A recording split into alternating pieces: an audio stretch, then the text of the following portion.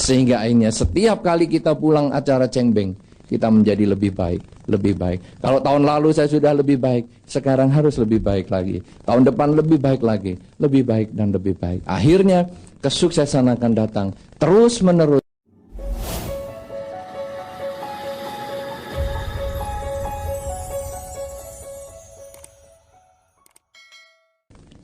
Mungkin di antara kita ada yang kepingin tahu riwayatnya.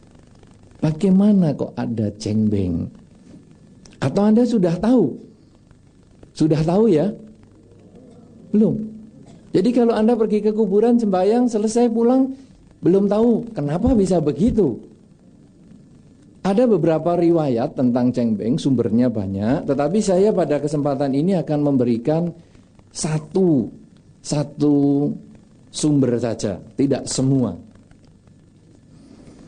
Cengbeng ini sebetulnya ditradisi pada satu ketika. Ada seorang raja yang ingin mencari makam orang tuanya. Jadi sebetulnya cengbeng ini adalah dulunya tradisi orang agak bingung. Tapi pandai. Bingung tapi pandai. Kenapa demikian? Karena pada zaman dulu, pada umumnya raja itu adalah berdasarkan turun-temurun. Jadi kaisar di Tiongkok punya anak, anaknya siapa ini yang diangkat jadi raja, ini diangkat jadi raja. Tapi juga ada satu kesempatan raja itu dipilih, kalau mungkin ada suksesi atau semacam apa, dipilih dari orang yang menteri yang hebat atau perdana menteri yang baik.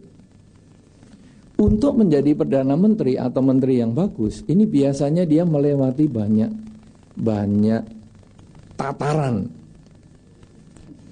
Pada satu kesempatan, dulu ada seorang calon raja yang berasal dari sebuah desa. Tapi bukan seperti satu lagu dari sebuah desa berbekal gitar tua. Lagu apa itu Pak Yani ya? Bimbo ya? Wah, Anda kok hafal sekali. Masih zamannya itu. Pada waktu itu ada orang yang pandai dari sebuah desa, kemudian dia ikut ujian negara untuk mencapai gelar kesarjanaan tingkat lokal. Kemudian dia lulus. Lalu dia tingkat yang lebih besar. Kalau tadi mungkin tingkat kampung, sekarang mungkin tingkat kecamatan. Kemudian mulai nanti tingkat provinsi, dia masih tetap lulus. Kemudian dia tingkat negara, ujian negara di ibu kota. Dan akhirnya dia lulus.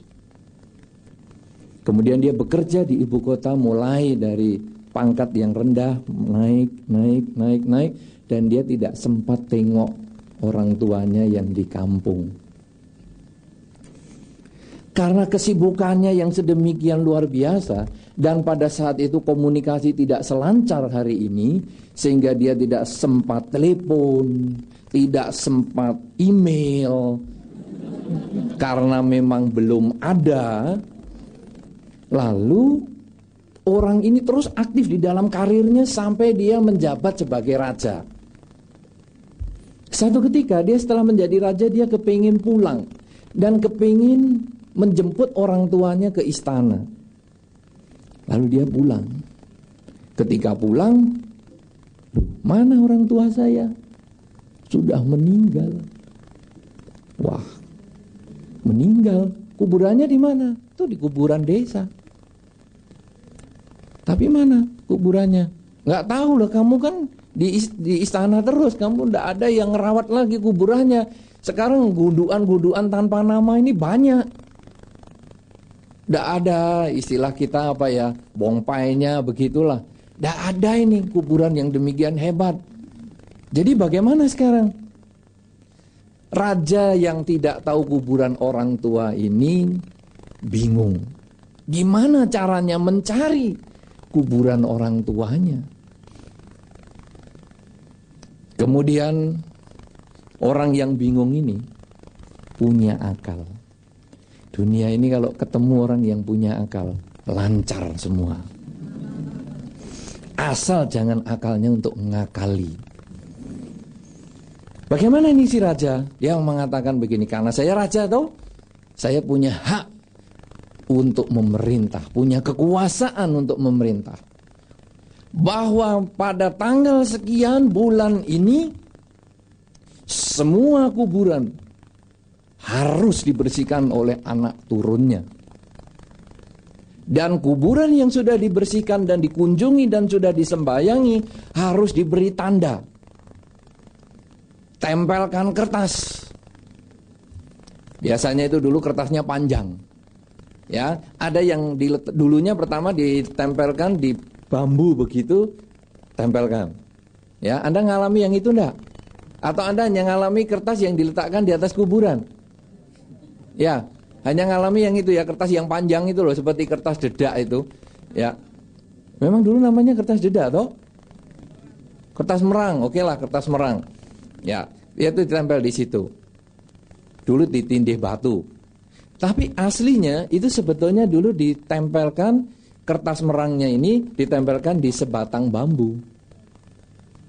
Nah, kemudian rajanya setelah memerintahkan pada tanggal sekian bulan sekian kuburan semua dibersihkan dan diberi tanda, maka 2 hari kemudian dia datang ke kuburan desa. Dia lihat, wah kuburan semua bersih. Dia lihat di tempat ini semua ada tandanya. Dia lihat di sebelah sana ada tandanya. Dia lihat di pojok sana ada tandanya. Dia lihat di pojok sana, loh, kok ada kuburan belum diurus? Ini kuburan orang tuaku. Gampang sekali kan? Semua orang bersihkan, itu kok tidak dibersihkan? Berarti kuburan orang tuaku. Sudah langsung dibikin kuburan yang bagus, selesai. Dan sejak itu menjadi tradisi, tiap cengbeng datang ke kuburan, bersihkan kuburan, sembayang di sana. Dan sebetulnya kalau saya melihat cengbeng yang asalnya dulu mencari kuburan, kalau sekarang sebetulnya adalah reuni. Reuni aja. Jadi semua orang datang kumpul dari berbagai tempat, keluarga datang. Tahun lalu dia masih kecil. Tahun ini dia sudah besar, sudah tumbuh kumis. Oh, kelihatan keluarganya sendiri. Tahun lalu dia belum punya pacar. Tahun ini ke kuburan sudah gandeng pacar. Wah, ada calon keluarga baru. Tahun lalu dia pengantin baru. Tahun ini perutnya sudah lain. Ah, ini ada calon keluarga. Cengbeng depan lahir bayinya.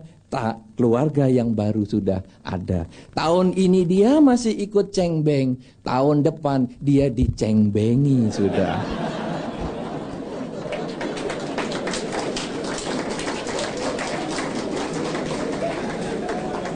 Jadi kalau kita sekarang melihat di dalam kebudayaan ini, cengbeng ini sudah menjadi ajang reuni. Yang dulunya mencari kuburan, sekarang untuk saling ketemu, setahun sekali kita kumpul bersama, bersih-bersih kuburan. Nah, saudara-saudara, ini adalah tentang tradisi. Sekarang yang agak sulit adalah menghubungkan tradisi cengbeng ini dengan kesuksesan. Wah, ini sempat saya puter otak, puter kepala. Untung muka saya masih ngadep ke sana. Kalau badan saya ngadep ke sana, kepala ke belakang, wah bingunglah Anda semua. Apa sekarang hubungannya dengan kesuksesan? Saudara-saudara, apa yang kita datangi waktu cengbeng? Di kuburan. Pada umumnya di kuburan saya membahas kuburan, tapi sebetulnya ini juga bisa berarti krematorium. Jadi mungkin itu tempat kumpul abu di situ. Bisa juga tidak ada kuburan, tidak ada abu, hanya kumpul keluarga dalam rangka cengbeng dan berdoa bersama. Ya, intinya pokoknya cengbeng adalah kumpul. Sekarang apa hubungannya dengan kesuksesan? Pada saat seorang umat Buddha melakukan upacara cengbeng, sebetulnya dia bukan hanya sekedar mengikuti tradisi. Juga bukan hanya sekedar sembahyang, tetapi dia harus melakukan perenungan. Apa yang direnungkan? Pada saat tadi yang pada awal saya sudah mengatakan bahwa cengbeng ini adalah mengunjungi orang yang kita kenal. Sedangkan Patik Dana di bulan Agustus ini adalah untuk mereka yang tidak kita kenal. Mengunjungi orang yang kita kenal berarti kita tahu persis. Itu ayah kita, itu ibu kita, itu keluarga kita, kakek nenek kita, kongco makco kita, dan selanjutnya. Apa yang kita renungkan adalah apa yang telah mereka lakukan selama hidupnya. Pada umumnya cengbeng diawali dengan kisah kasih di rumah. Jadi biasanya begini, nah anak-anak duduk ini ya, ini kuburannya engkong. Engkong dulu adalah orang yang baik sekali. Pada suatu ketika konon menurut Sahibul Hikayat, engkong ini melakukan ini. Itu diceritakan. Menjadi sumber cerita turun-temurun. Nanti anak ini kalau sudah besar, cucu-cucu tadi, dia akan cerita kepada anak-anaknya. Ini kongco, menurut bapak saya dulu ceritanya adalah begini. Jadi kalau bahasa sastra itu cerita berbingkai-bingkai. Menurut bapaknya bapak dari bapak saya, engkong ini adalah demikian. Itu ada kisahnya. Apakah kisah itu hanya berlalu seperti itu? Di dalam kisah kehidupan seseorang pasti ada kebaikan dan ada keburukan. Tapi sayangnya kalau orang mati yang diceritakan cuma yang baik-baik. Takut dicekik sama si mati. Engkong ini baik walaupun dalam hati utangnya belum bayar sama aku. Tapi ya engkong ini baik, setia, apa, wah macem-macem lah. Bagian utang belum bayar nggak diceritain.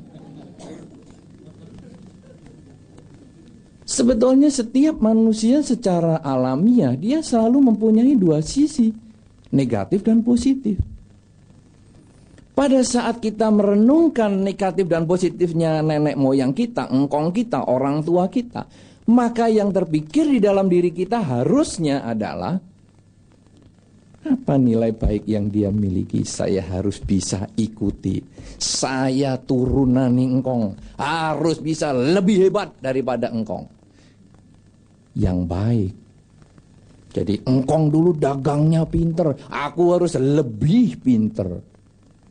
Engkong dulu yang menyelesaikan Damasala, Wihara, Ratana, Wana, Arama.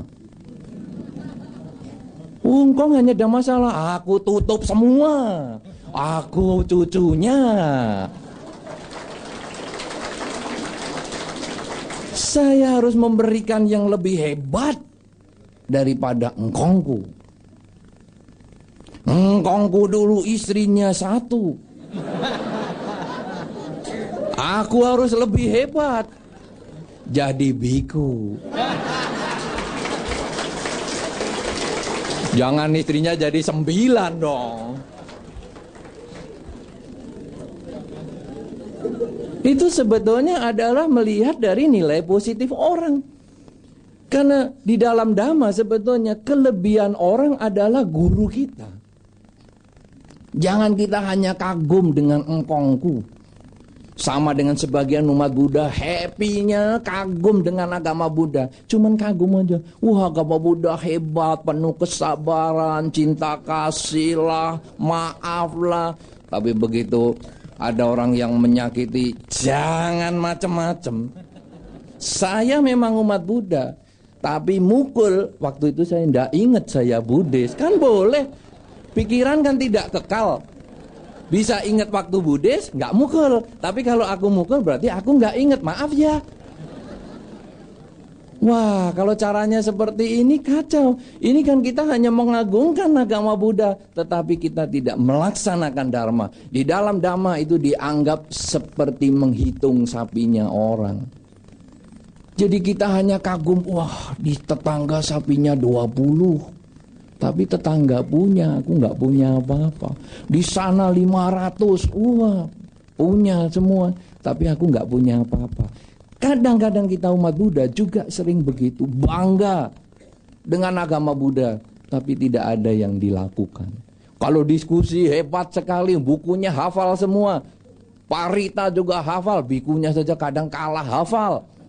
Tetapi kelakuannya belum mencerminkan Buddhis. Yang cinta kasih, welas asih kurang. Sama dengan engkong tadi.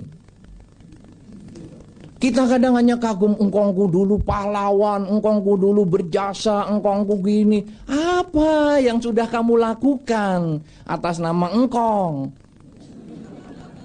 Tidak ada. Padahal di dalam Dhamma disampaikan salah satu tugas kita sebagai anak adalah menjaga nama baik keluarga.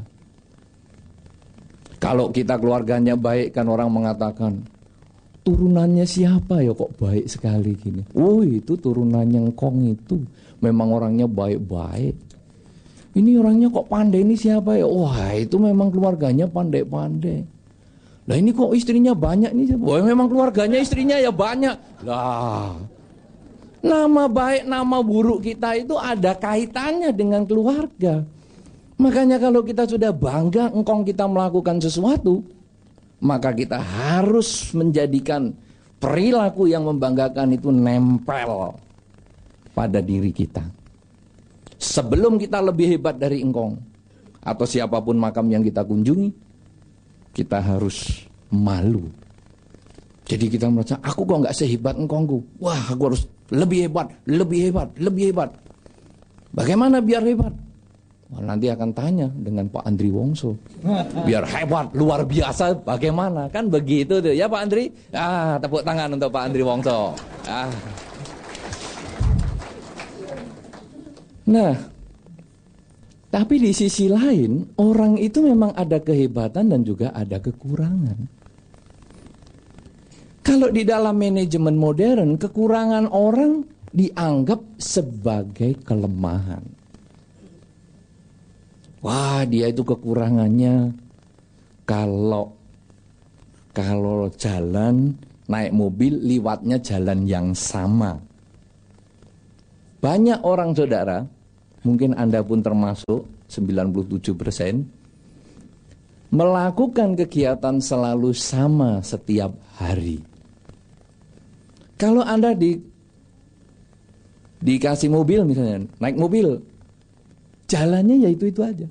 Dari rumah mau ke kantor atau ke tempat temennya ya itu aja. Jarang Anda punya kreativitas, aku mau cari jalan baru, jarang. Sangat mudah diketahui. Anda duduk di rumah, kursi makan, itu aja duduknya selalu sama kok.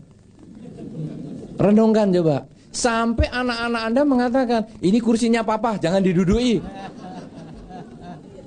Betul kan? Anda tidak berani mencoba bahwa di tempat lain lebih dekat dengan nasi. Jangan.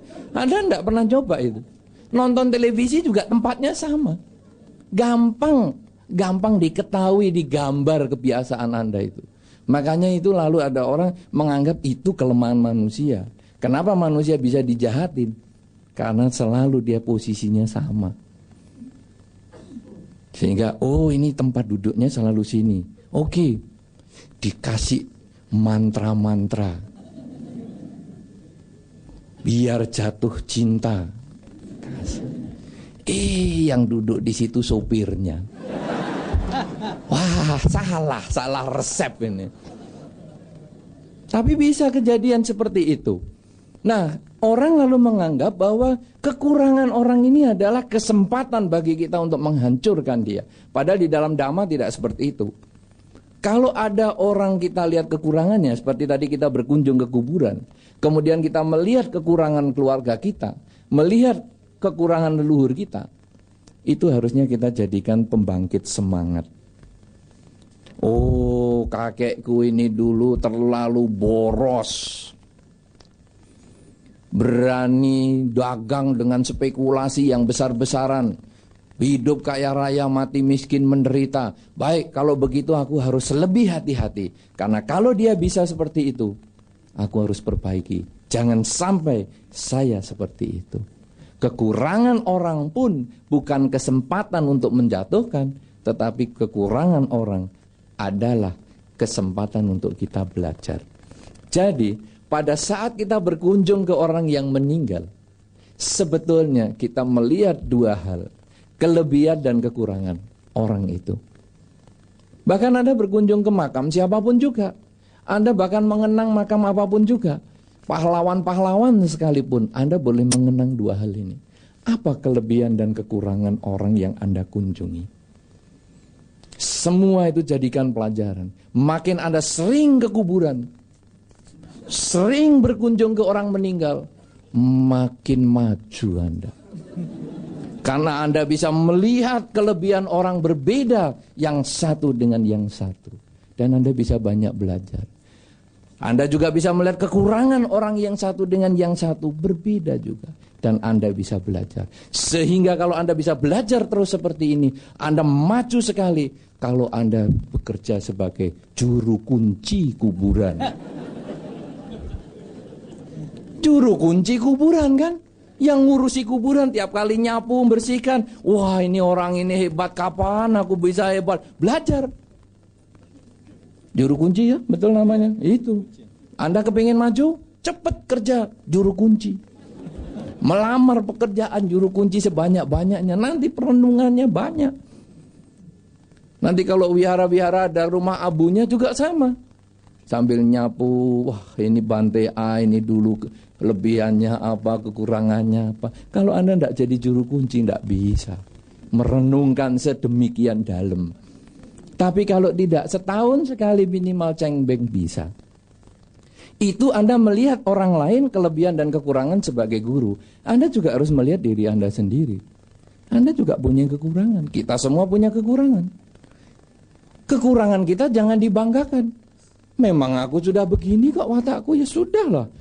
Tidak bisa diperbaiki dari dulu, ya aku memang bodoh, ya sudah bodoh. Ya kalau kita sudah mikir gitu, kapan pinternya? Tapi ketika aku sudah menyadari kekuranganku, mari kita dorong, kita perbaiki. Kalau dulu bodoh, sekarang minimal tidak terlalu bodoh. Belum pinter, sulit ya, orang bodoh langsung jadi pinter nih sulit. Bodoh tidak terlalu bodoh.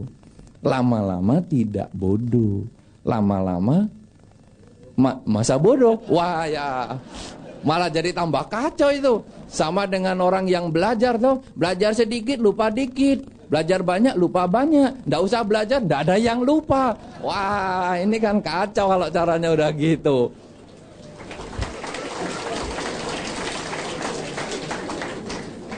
Jadi kita punya kekurangan.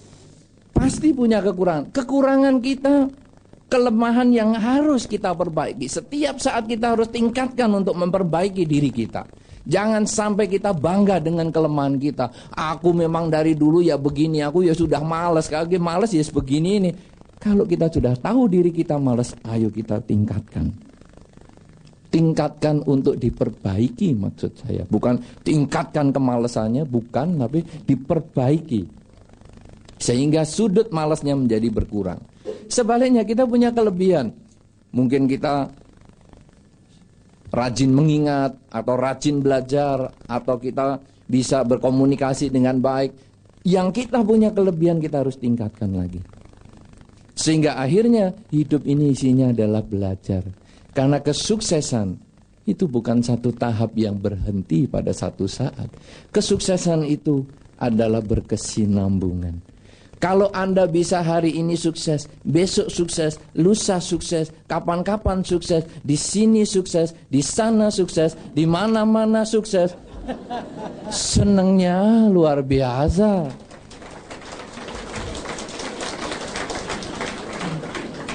Tapi kalau di sini sukses, di sana tidak sukses, itu belum sukses namanya. Itu kita masih melihat ada sudut kekurangan yang kita harus perbaiki lagi. Jadi saudara-saudara, di dalam kehidupan kita sepanjang zaman, sepanjang masa, apa yang menjadi kelebihan kita, tingkatkan terus. Apa yang menjadi kekurangan kita, perbaiki supaya kita, kualitas diri kita ini setiap saat makin meningkat. Sebaliknya ketika kita berkunjung kepada orang yang meninggal di masa cengbeng ataupun di saat yang lain, ketika kita belajar, oh dia hebat.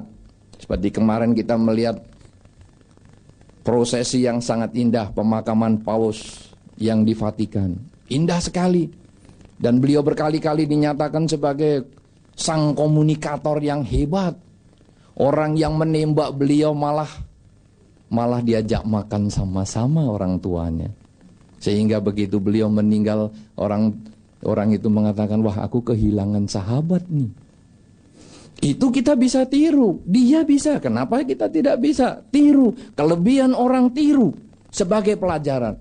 Ya tidak usah sampai level, ayo tembaklah daku, biar aku punya kesempatan ngejak makan yang lain. Ya tidak perlulah seperti itu. Tapi minimal kita bisa mengambil nilai-nilai positif yang ada di dalam masyarakat. Sehingga batin kita bisa meningkat. Sebaliknya kita juga mungkin melihat orang yang meninggal dengan kekurangannya dia. Meninggal karena narkoba misalnya. Ya kita harus belajar. Kita harus belajar supaya jangan terkena narkoba maksud saya. Jadi, oh ini kekurangannya. Narkoba bisa umurnya pendek. Kalau begitu aku harus kurangi. Sehingga akhirnya tiap kali kita berkunjung kemana saja, tiap kali kita melihat prosesi pemakaman, tiap kali kita berkunjung kepada orang yang meninggal, tiap kali kita berkunjung ke kuburan, apa saja dalam pengenangan misalnya Bante Sudamo seperti malam hari ini, kita akan selalu belajar. Apa kelebihan Bante Sudamo? Kemauan berjuang. Anda yang sudah sempat ke sana pasti tahu bagaimana jalan masuk dari jalan raya menuju ke wihara. Itu jalan bukan mudah. Pada awalnya jalan itu adalah jalan tanah. Pada saat hujan, ketika kita berjalan di jalan tanah itu lumpur, kaki bisa masuk ke lumpur sampai di bawah lutut. Itu jalannya 9 kilo seperti itu. Bukan sesuatu yang mudah. Itu belum lama itu. Kemudian beliau punya inisiatif. Wah, aku harus bikin jalan ini supaya umat bisa sering datang dan lain sebagainya.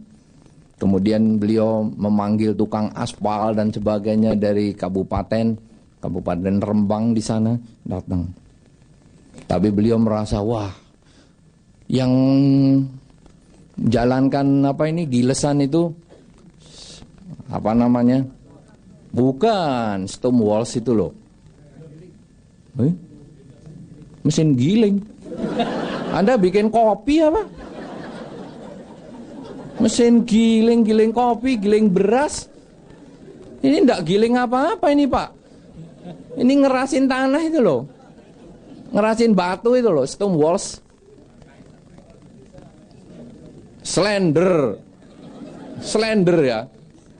Slender. Sake itu mereknya. Anda pabrik apa ya dapat 10%. Kok promosi di sini? Slender ya, slender stone walls atau yang mesin giling lah menurut Anda. Pokoknya itu mesin pengeras jalan. Dia Bante Sudamo almarhum berpikir, wah ini kalau saya ngikuti yang pekerja jalan, itu hanya kerja jam 8 pagi, jam 4 sore pulang. Lalu apa yang beliau lakukan? Mungkin Anda tidak terpikir itu. Beliau belajar nyetir itu. Dan setelah tukangnya pulang, beliau yang ngerjakan. Jalan begini, terus. Luar biasa itu saudara. Sehingga jalan itu lebih cepat selesainya daripada dipekerjakan oleh PU yang di daerah situ. Dan ada yang sebagian di semen sendiri dan lain sebagainya. Itu jalan masuknya. Belum wiharanya sendiri. Kalau Anda tahu wiharanya bergundung begini, beliau tinggal itu dulu di Kutik paling atas. Dan tangganya tinggi-tinggi. itu bisa naik turun sehari berkali-kali. Tangganya banyak lagi. Kalau kita yang belum biasa, sekali naik males turun. Sudah ndak usah turun kemana-mana. Capek. Karena nanti turun lagi, jangan naik lagi sampai malam lagi. Karena saya pernah ke sana beberapa kali menginap di sana. Kondisinya sulit, jauh lebih mudah sekarang setelah ada Bante Sujano yang merawat di sana. Sudah luar biasa sekali. Kita harus kasih semangat kepada beliau ini. Ya. Berdiri, Bante Sujano berdiri. Belum kenal toh Anda? Ini luar biasa. Orang belum kelihatan, berdiri lagi. Naik kursi kalau perlu, karena itu banyak yang belum kelihatan. Berdiri lagi tuh, mau pada lihat lagi tuh. Ayo berdiri lagi. Yang lama dikit senyum. Begitu. Ya, karena beliau juga yang menyelesaikan, ada itu menunggu untuk makamnya itu diselesaikan seperti Borobudur dan sebagainya. Itu luar biasa sekali.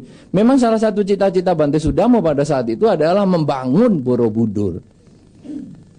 Tetapi beliau tidak sempat menungguin. Ya, sehingga akhirnya ya setelah beliau meninggal baru dibangun Borobudur seperti itu. Itu dulu kita waktu naik itu sulit dan air sangat sulit sekali. Kesulitan air di sana, digali sampai 100 meter ke dalam pun tidak ketemu air. Anda bisa bayangkan kalau di Jakarta mungkin hanya 16 meter sudah dalam sekali. 100 meter ke dalam. Gedung ini aja naik ada 100 meter, Pak Albert? Tidak ada kan? Gedung ini dari landasan 0 ke atas nggak ada 100 meter kan? Ada nggak? Kalau 100 meter itu berarti harusnya sekitar 30-an lantai. Saya kira enggak nyampe. Itu galian sampai 100 meter. Dan itu digali dari bawah karena ini bentuknya gunung supaya airnya bisa tercukupi. Digali dari paling bawah dan dibeton. Supaya apa? Supaya airnya enggak lari kemana-mana. Jadi dibeton, beliau mengatakan, ini sumur termahal. Sumur dicor. Di beton kemudian dinaikkan, disedot pakai pompa, naik ke tampungan pertama. Sedot lagi, naik lagi. Ada berapa? 3 ya, Bante Sudano? Ada 3 tampungan atau berapa itu yang di sana? 3 toh. Naik sampai atas, baru nanti dari atas diluncurkan airnya. Itu luar biasa sekali. Nah, kalau kita lalu merenung ini, lalu kita lalu berpikir, wah kalau beliau bisa begitu, apa sekarang yang harus kita kerjakan? Apakah kita hanya mengagumi? Wah hebat sekali. Tentu kita harus menyadari bahwa kalau dia bisa, kita juga harus bisa. Paling tidak bisa meneruskan. Kenapa? Karena ini merupakan satu hal yang mendukung kita untuk punya pola pikir yang maju. Kasus pada malam hari ini adalah kasus Wihara di Lasem. Tetapi Anda boleh kembangkan ini untuk kehidupan Anda sehari-hari. Ketika Anda melihat suksesnya Indonesian Idol, gimana ya caranya supaya saya paling tidak jadi Wihara Idol? Ya lokal dulu lah. Jangan malah sudahlah ke wihara ya boleh, ndak ya ndak apa-apa, udah tidur aja. Kalau waktunya semua orang kebaktian kita tidur, ya tidur memang bukan karma buruk, tapi hilang kesempatan berbuat baik kan sayang. Jadi kita bisa jadi wihara idol kan lumayan. Terus kita aktif di sana, menyanyi di sini, apa-apa kan bisa juga bagus. Karena kita melihat kelebihan orang, ikut, jangan iri. Wah dia kok bisa? Saya santet saja biar nanti hancur. Kita jangan iri hati. Justru itu jadikan guru, karena kita baru bisa maju. Sebaliknya kita juga punya kekurangan. Kita sering melihat orang yang ada kekurangannya. Misalnya jarang ke wihara, jarang aktif di wihara. Kalau gitu aku tidak mau meniru gayanya dia. Aku harus mau lebih aktif. Aku harus lebih bisa berkarya, baik di wihara atau di masyarakat atau yang mana saja. Selama Anda bisa menjadikan orang-orang yang di luar Anda, baik yang masih hidup atau yang sudah meninggal, sebagai guru, kelebihan diikuti, kekurangan dihindari, kelebihan Anda ditingkatkan, kekurangan Anda diperbaiki, maka Anda akan bisa melihat kesuksesan itu yang buat adalah kita sendiri. Oleh karena itu saudara-saudara, cengbeng menjadi tradisi untuk kita berkunjung ke makam orang yang kita kenal. Cengbeng sebagai sarana untuk kita bisa sukses ketika kita menyadari kelebihan dan kekurangan orang itu untuk perbaikan kualitas diri kita sendiri, sehingga akhirnya setiap kali kita pulang acara cengbeng, kita menjadi lebih baik, lebih baik. Kalau tahun lalu saya sudah lebih baik, sekarang harus lebih baik lagi. Tahun depan lebih baik lagi, lebih baik dan lebih baik. Akhirnya kesuksesan akan datang terus-menerus seiring dengan Sabe Sata Bavantu Suhitata. Semoga semua makhluk berbahagia. Sadu sadu sadu. Terima kasih sudah menonton video ini. Semoga bermanfaat. Mohon like, share dan subscribe video ini, supaya Anda dapat mengikuti video kami selanjutnya.